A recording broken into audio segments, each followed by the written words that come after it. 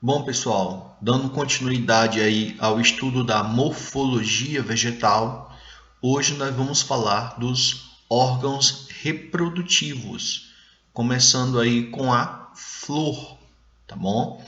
Então, a flor é uma estrutura exclusiva das angiospermas e permitiu para elas, como mostra aí esse GIF, utilizar os animais como organismos que auxiliam o seu processo de polinização. Por quê? Porque o grupo anterior, o grupo das gimnospermas, né, anterior das angiospermas, a polinização dele era pelo vento. E aí as angiospermas, ao inventarem essa estrutura muito mais atrativa do ponto de vista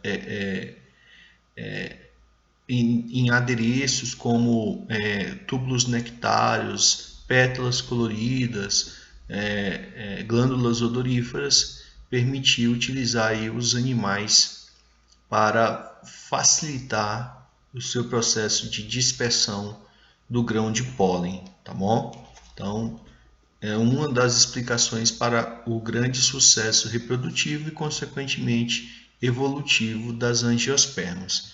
Então, a flor, tá? Este órgãozinho é responsável pela reprodução sexuada das angiospermas. E devido à presença dessa estrutura, as angiospermas são denominadas de plantas antófitas, ok? Bom, a flor ela é formada por folhas modificadas pelo processo evolutivo, tá? Essas folhas elas perderam a capacidade fotossintética e passaram a desempenhar funções mais importantes, como a gente vai ver ao longo da aula. Então, essas folhas modificadas formam peças florais chamadas de verticilos florais. Bom, aqui nós temos os principais verticilos florais, tá bom? Nós temos aqui as pétalas, que são essas folhas modificadas coloridas, as sépalas, tá bom? O pedicelo, o receptáculo floral, essa estrutura na forma de uma garrafinha que é o gineceu, o pistilo, formado pelo estigma, o estilete, o ovário, o óvulo, a estrutura masculina que é o estame, formado pelo filete, pela antera, ou seja, cada peçazinha que nós vamos descrever daqui para frente como essa é uma folha modificada pelo processo evolutivo e nós chamamos isso de verticilos florais, tá bom? Então, uma flor completa ela é constituída por verticilos de suporte, verticilos de proteção e verticilos de reprodução. Os verticilos de suporte são aqueles responsáveis pela sustentação da flor. É o caso, por exemplo, do pedúnculo ou pedicelo floral, que é essa hastezinha que vai conectar, sustentar a flor e conectar ela ao caule, tá bom? Novamente aqui a estrutura do pedúnculo floral. E o receptáculo floral é essa parte terminal do pedúnculo, tá? Alargada, onde se insere os demais verticilos, tanto de proteção quanto os verticilos de reprodução. Por isso que é chamado de receptáculo, que ele recebe esses outros verticilos, tá bom? Então, essas estruturas aqui, tanto o pedúnculo quanto o receptáculo, são responsáveis aí pela sustentação da flor, o suporte da flor. Nós temos também os verticilos de proteção, que protegem as peças reprodutivas, ou seja, os verticilos reprodutivos. Nós temos o cálice, aliás, que é o conjunto que se dá a todas as sépalas da flor, e a corola, que é o nome que se dá ao conjunto das pétalas. Então, as pétalas elas são coloridas, porque elas têm a função de atrair os polinizadores, e as sépalas normalmente elas são esverdeadas e formam aí o que nós chamamos de cálice. Cálice formado pelas sépalas, e a corola formada pelas pétalas, ok? Bom, qual é essa função de proteção? Essa função de proteção, como mostra aqui, ela é muito evidente quando a flor é um botão floral, ou seja, ela ainda não desabrochou. Olha só aqui como mostra esse GIF animado. Então, quando ela está no estado de botão floral, você tem ali as pétalas e as sépalas fazendo ali uma cobertura das estruturas reprodutivas, ou seja, do pistilo e dos estames. Então, eles ficam fechadinhos ali, protegendo do ataque, por exemplo, dos animais que querem se alimentar ali do néctar, enquanto essas estruturas terminam de se desenvolver. E aí sim ocorre o desabrochar da flor, que nós chamamos de antese floral. Beleza? Bom, além dos verticilos de suporte de proteção, nós temos os verticilos efetivamente reprodutivos, responsáveis pela polinização e pela fecundação. Então nós temos o androceu, que é o nome que se dá ao conjunto de estames da flor. Esses estames são formados por um haste, que nós chamamos de filete, onde na ponta nós temos uma antera, que é a estrutura responsável por formar e conter, guardar o grão de pólen até que ele seja liberado aí, tá? Quando a antera está madura e os pólens estão maduros no ponto de ser liberados. Abre-se uma fenda e aí ocorre a dispersão dos grãos de pólen. Os grãos de pólen são estruturas minúsculas, tá? Onde aqui eles podem apresentar diversas formas e diversas maneiras, tá?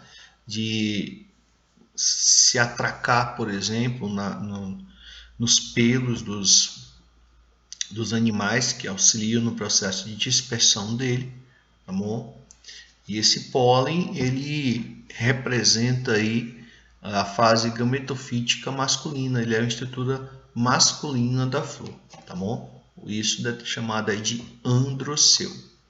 Bom, e nós temos também o gineceu, que corresponde aí à estrutura feminina, que é chamado de pistilo ou carpelo. Na verdade, o termo mais correto a esse conjunto aqui, essa garrafinha, é pistilo. Mas aparece muito em esquemas, como esse aqui, por exemplo, sendo chamado de carpelo. Na verdade, o carpelo é a folha que se modificou para originar aí a borda, tá? Do pistilo. O pistilo é o conjunto estigma, que é responsável por receber o pólen, o estilete, por onde dentro se forma o tubo polínico, o ovário, tá certo? Que abriga no seu interior os óvulos, tá bom? Então isso aqui representa aí a estrutura feminina, que é o chamado pistilo, certo? Bom, as angiospermas, elas recebem essa denominação, tá bom? Por quê? A palavra angios significa vaso e esperma significa sementes, ou seja, em outras palavras, sementes dentro do vaso. O que é esse vaso? É o pistilo, é a forma do pistilo. É como se fosse um vasozinho, né? Um vaso de planta de pescoço longo. Tá bom? Então você tem aqui essa estrutura na forma de vaso, que é o pistilo.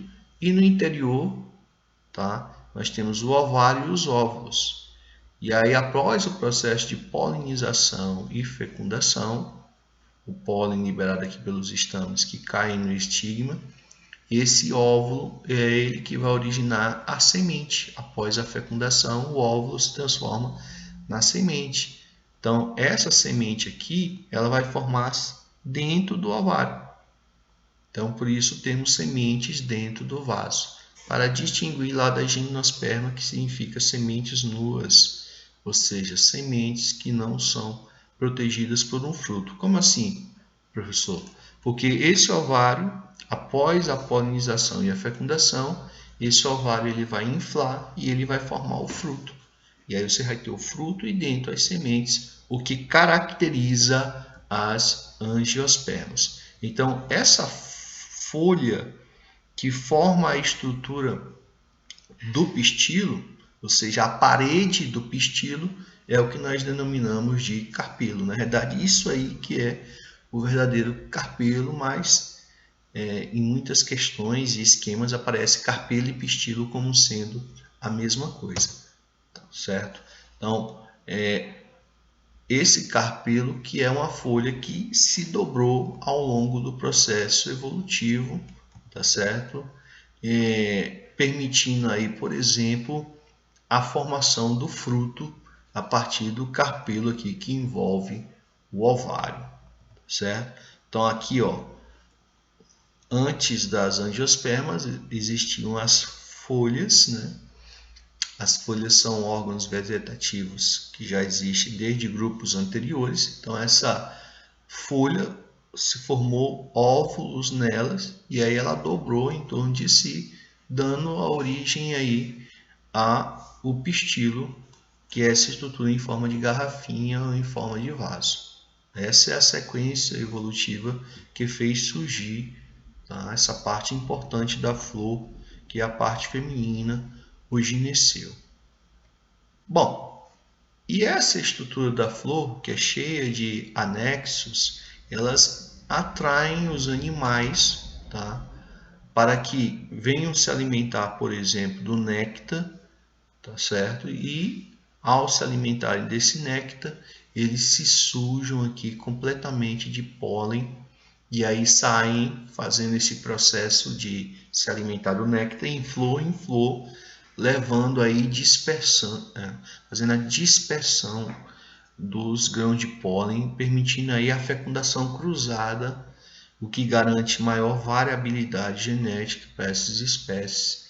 E aí você já sabe que quem tem mais variabilidade genética está mais preparado para as mudanças, os cataclismos que possam acontecer no ambiente. Então, essa flor, bem mais atrativa do que o estróbilo da gimnosperma, é responsável por esse sucesso evolutivo do grupo, tá? Lembrando aí que 70 a 80% das flores de angiospermas são polinizadas, por exemplo, por abelhas. Alguns detalhes aqui chamam a atenção. Por exemplo, toda flor que apresenta cálice e corola, você chama essa flor de periantada, porque ela possui perianto. Perianto é o conjunto cálice mais corola. Então, se ela tem pétalas e sépalas, ela é uma flor periantada, que pode ser chamada também de diclamídia ou heteroclamídia. São sinônimos. Tá bom? Isso aqui caracteriza, por exemplo, o grupo das dicotiledôneas. Agora, tem flores que não apresentam nem cálice nem corola.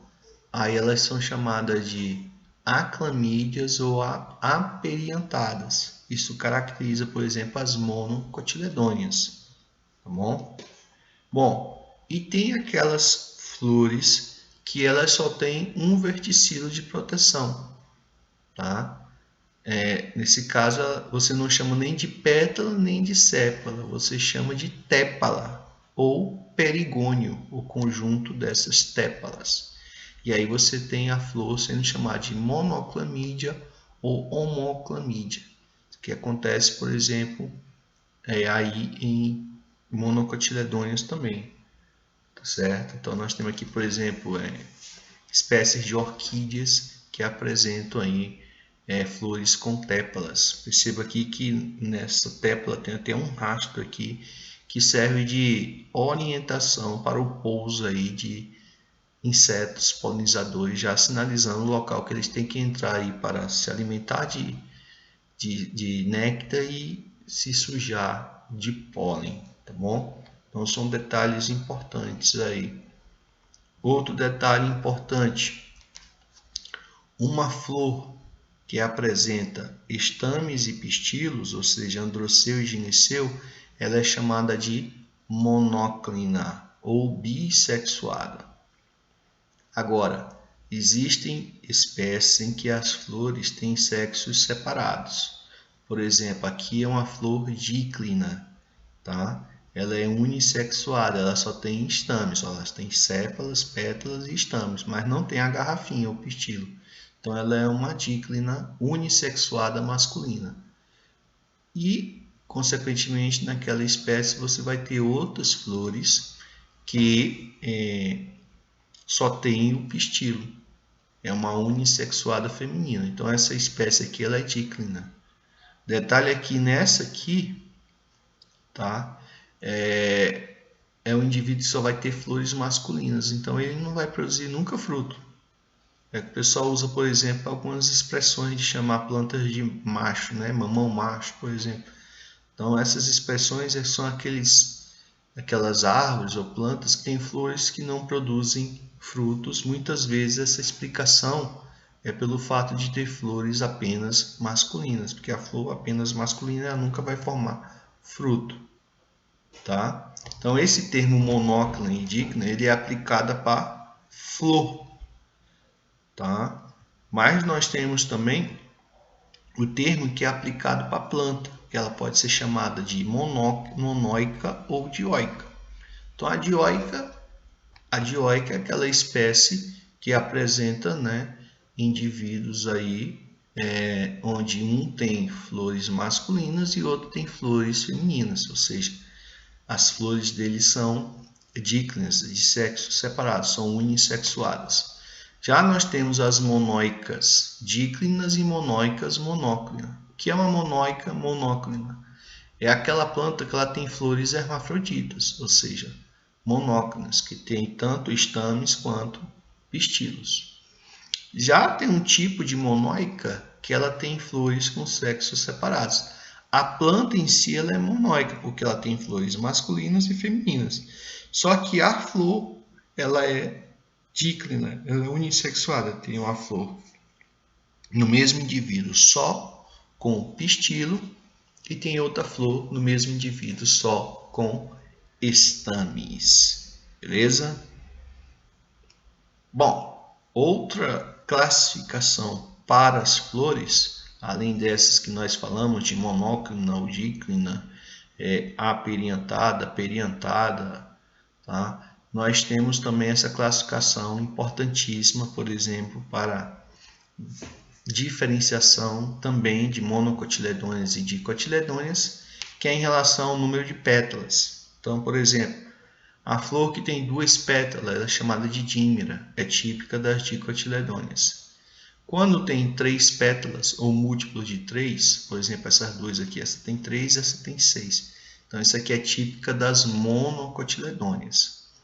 As dicotiledôneas, ou elas têm flores dímeras, ou tetrâmeras ou pentâmeras. Tetrâmeras com 4 pétalas ou múltiplo de 4, por exemplo, 8, e pentâmeras com 5 ou múltiplo de 5 pétalas, por exemplo, com 25 pétalas. Então, dicotiledôneas, repetindo, dímeras, tetrâmeras ou pentâmeras. E trímeras caracteriza as monocotiledôneas. É um importante critério que você tem que ter uma atenção especial, ok? Bom, outros termos que também podem aparecer é em relação à classificação da flor, em relação à simetria dela. Então, a flor ela pode ser actinomorfa, zigomorfa ou assimétrica. Actinomorfa, por exemplo, na tulipa, é que ela tem vários planos de simetria. É o que nós chamamos de animais de simetria radial. Então, você pode dividir essa flor em vários pontos aí simétricos. Já a zigomorfa ela tem um único plano de simetria. Acontece, por exemplo, aqui na ervilha.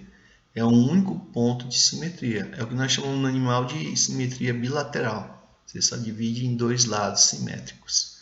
E quando não tem simetria, é uma flor assimétrica, como acontece aqui na cana da Índia, tá certo? Que é uma monocotiledônea.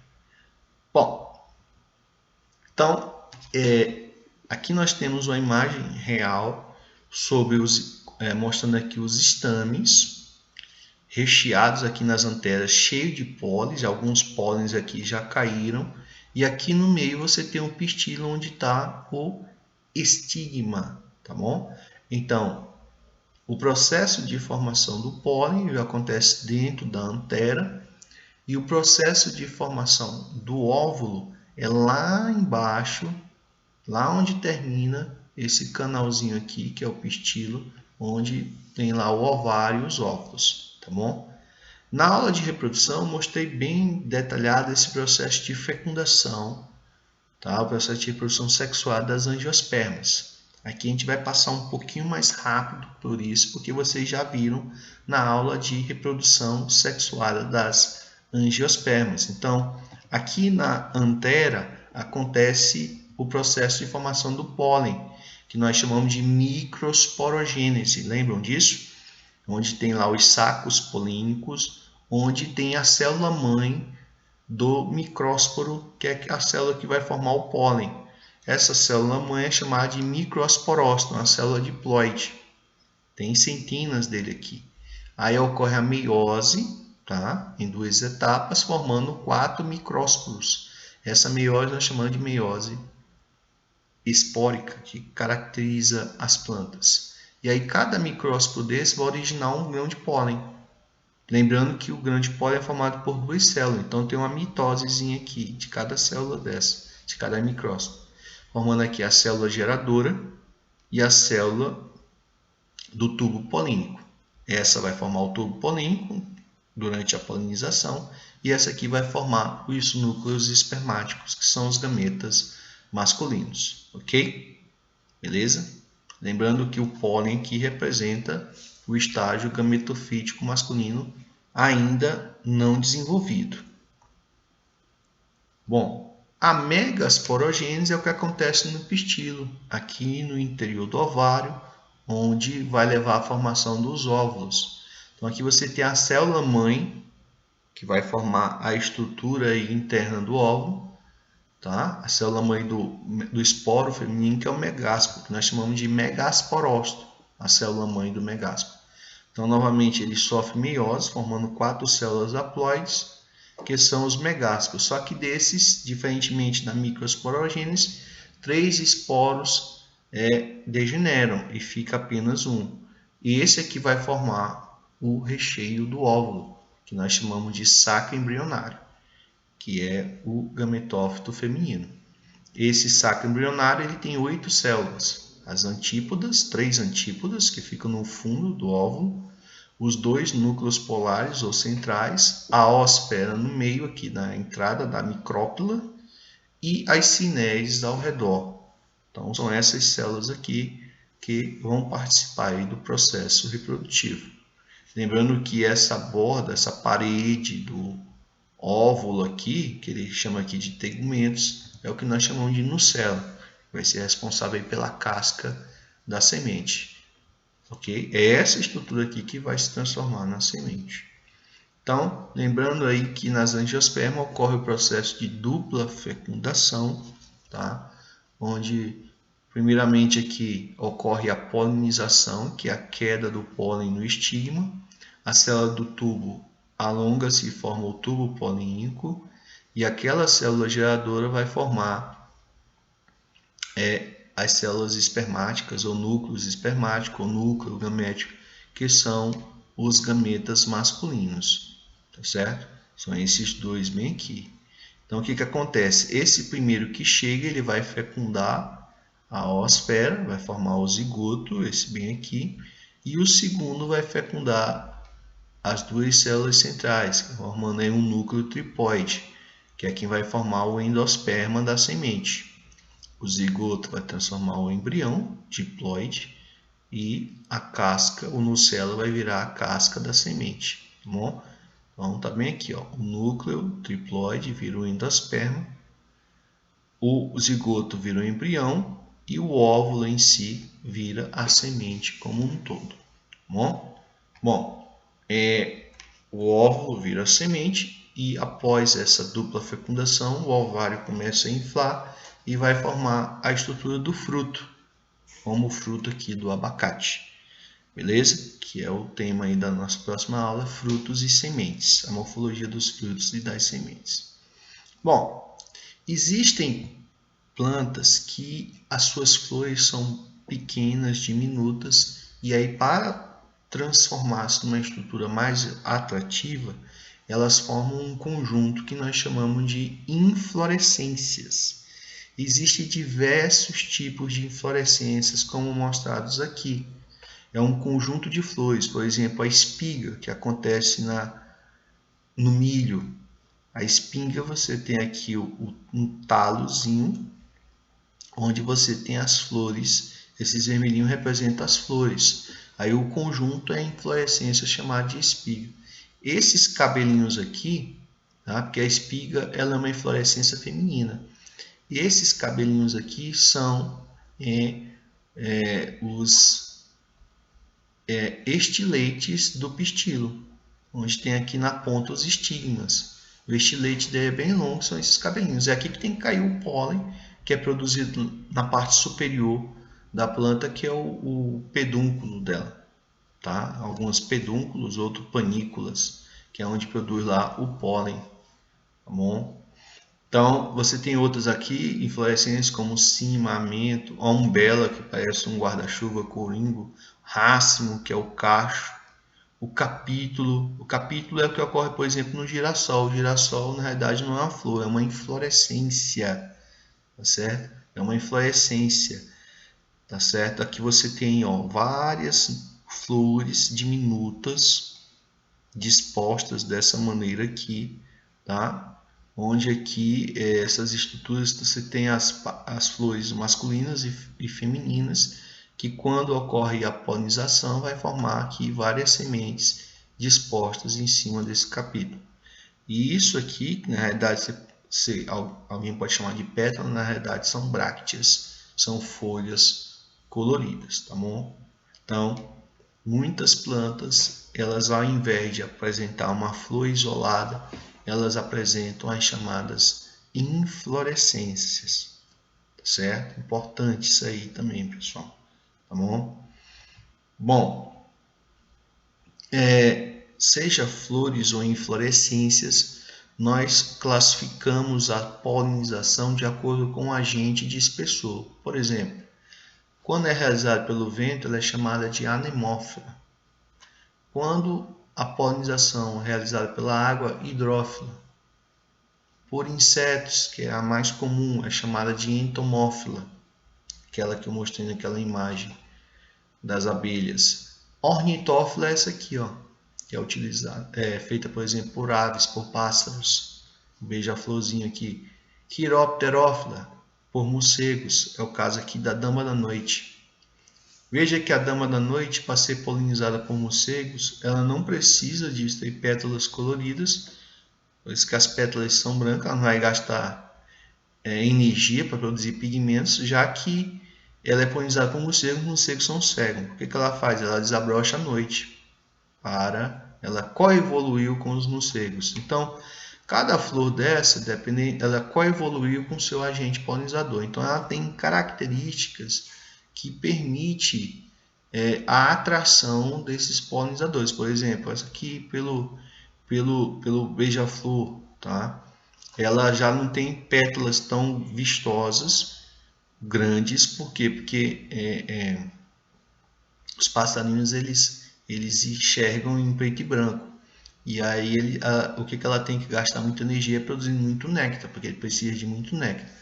Então, plantas polinizadas, por exemplo, pelo vento, elas têm que produzir muito mais pólen do que as outras. Então, de acordo com as características da flor, é possível você identificar qual é o agente polinizador dele. Por exemplo, malacófila, aquela polinizada por moluscos, por exemplo.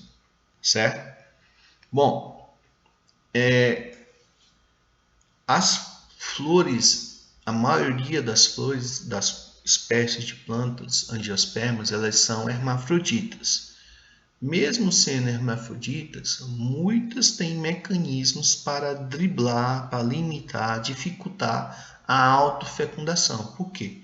Porque a autofecundação ela gera menos variabilidade genética do que a fecundação cruzada.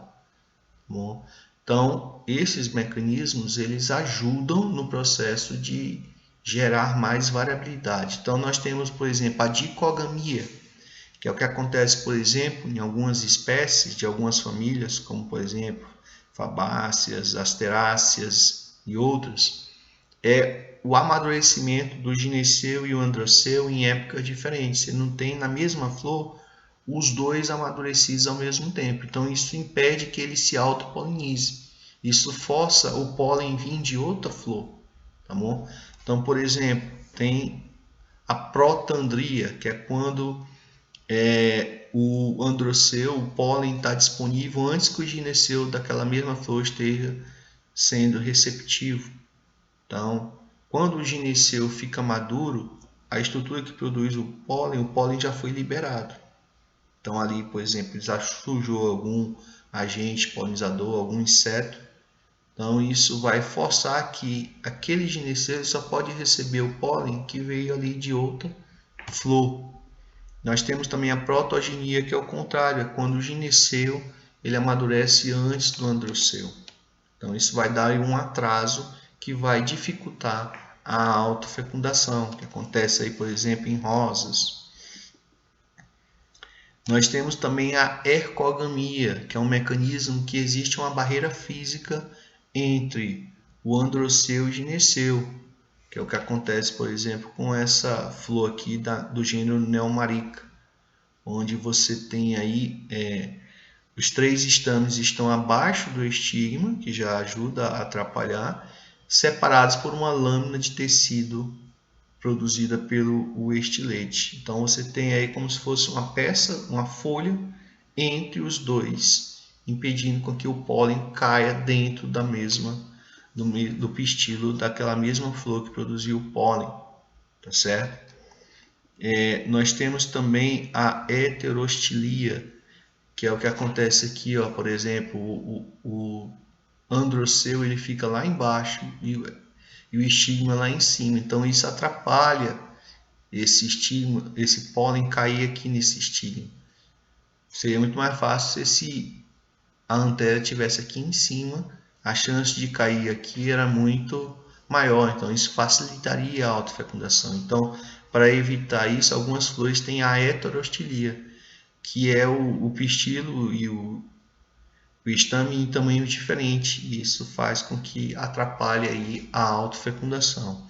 E outra forma é a autoincompatibilidade, que é quando existe um mecanismo de antígeno, é como se fosse um mecanismo proteico, muito parecido com o sistema antígeno-anticorpo que nós temos, os animais têm, onde quando cai o pólen da mesma flor, o tubo polínico ele é inibido, tá?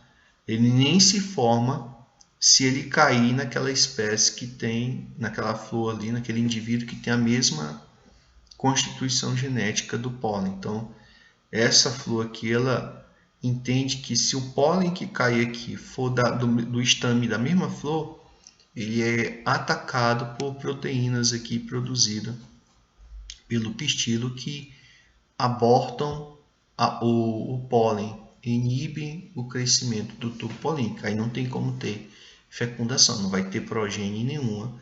Só vai ter se esse pólen vier lá com outro genótipo, porque vem lá de outro indivíduo. Agora, se for do mesmo genótipo aqui, não dá certo, tá bom?